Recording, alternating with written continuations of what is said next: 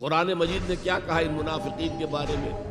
اے نبی، جب آپ کے پاس منافق آتے ہیں وہ کہتے ہیں ہم گواہ ہیں، ہم گواہی دیتے ہیں کہ آپ اللہ کے رسول ہیں. اور اس پر اللہ کا تبصرہ دیکھیے، واللہ یعلم انک لرسولہ، اور اللہ خوب جانتا ہے کہ آپ اس کے رسول ہیں اس کے. اب میں ذرا ترجمہ کیا کرتا ہوں، اللہ سے بڑھ کر کس کو معلوم ہے کہ آپ اللہ کے رسول ہیں؟ لیکن واللہ یشہد ان المنافقین لکاذبون، اللہ گواہی دیتا ہے یہ منافق جھوٹے. مسلمان تو وہ تھے، کلمہ گو تھے، حضور کی امامت میں نمازیں پڑھ رہے تھے،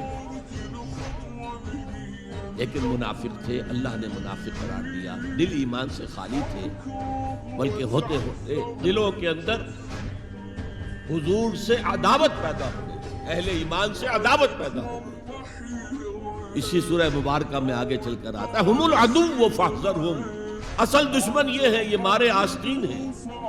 جو کافر ہیں وہ تو باہر سے حملہ کرتے ہیں، پتہ چلتا ہے، سامنے سے آ کر لاٹھی مار رہا ہے کوئی آپ کو. یہ تو آپ کے آستین کے اندر بیٹھے ہوئے ہیں مسلمان بن کر، اور یہ وہاں سے ڈنک ماریں گے، مارے آستین. بہرحال اب ہم میں سے ہر ایک کو جائزہ لینا ہوگا،